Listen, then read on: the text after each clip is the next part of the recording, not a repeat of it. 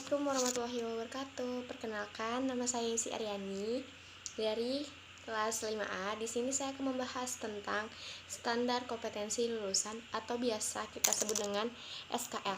Dalam mata kuliah telaah kurikulum dan pengembangan pembelajaran bahasa Inggris. Nah, di sini kita membahas tentang SKL, pendidikan dasar dan menengah, yang menyangkut dengan peraturan Menteri Pendidikan dan Kebudayaan Nomor 20 Tahun 2016. Tentunya di dalam peraturan menteri itu ada pengertian, tujuan, ruang lingkup, dan monitoring evaluasi, dan kita akan membahas secara satu persatu. Nah, menurut pengertiannya, SKL ini apa sih? SKL adalah kriteria mengenai kualifikasi kemampuan lulusan yang mencangkup sikap, pengetahuan, dan keterampilan. Lalu, bagaimana dengan tujuan? Apa sih tujuan dari SKL? SKL itu digunakan sebagai acuan utama pengembangan standar isi, standar proses, standar penilaian pendidikan, standar pendidik dan tenaga pendidik, standar sarana dan prasarana, standar pengelolaan, dan standar pembiayaan. Jadi semua ini dicangkup dalam SKL. Lalu, ruang lingkupnya apa sih? Nah, SKL ini terdiri atas kriteria kualifikasi kemampuan peserta didik. Bagaimana peserta didik yang diharapkan dapat dicapai setelah menyelesaikan masa sekolah, masa belajarnya di satuan pendidikan tertentu pada jenjang pendidikan dasar dan menengah. Jadi ini kayak kemampuan peserta didik itu tersebut. Lalu monitoring dan evaluasi. Nah, tentu kita tahu bahwa makna monitoringnya apa sih?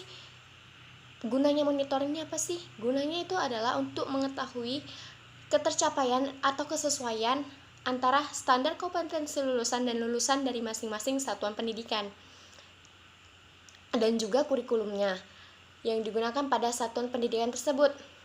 Nah, tentunya perlu dimonitoring atau dievaluasi secara berkala dan berkelanjutan dalam setiap periode. Jadi, setiap waktu yang ditentukan itu akan dilakukan monitoring dan evaluasi.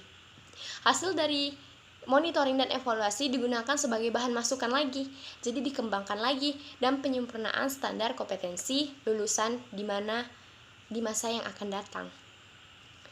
Jadi setiap lulusan satuan pendidikan dasar dan menengah memiliki 3 dimensi, yaitu sikap, pengetahuan, dan keterampilan, yang mana memperhatikan perkembangan psikologis anak, lingkungan dan kedalaman, kesinambungan, fungsi satuan pendidikan, dan lingkungan. Oke, next kita lihat di Peraturan Menteri Pendidikan Kebudayaan tentang Standar Kompetensi Lulusan Pendidikan Dasar dan Menengah.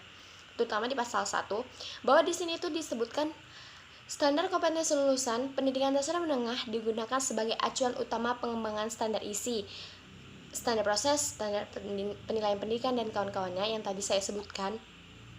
Jadi itu di sini dicangkup semua. Dan yang kedua, standar kompetensi lulusan sebagaimana dimaksud pada ayat 1 yang tadi, yaitu adalah kompetensi lulusan SD paket A, kompetensi lulusan SMP paket B, dan kompetensi lulusan SMA paket C. Dan yang ketiga, standar kompetensi lulusan sebagaimana dimaksud pada ayat 1 tadi tercantum dalam lampiran yang merupakan bagian tidak terpisahkan dari peraturan menteri ini. Nah, jadi ini memang peraturan menteri dan diterapkan di setiap sekolah di penjuru negara Indonesia ini. Oke, baiklah, hanya itu yang bisa dapat saya sampaikan. Lebih kurangnya saya mohon maaf. Jumpa lagi. Wassalamualaikum warahmatullahi wabarakatuh.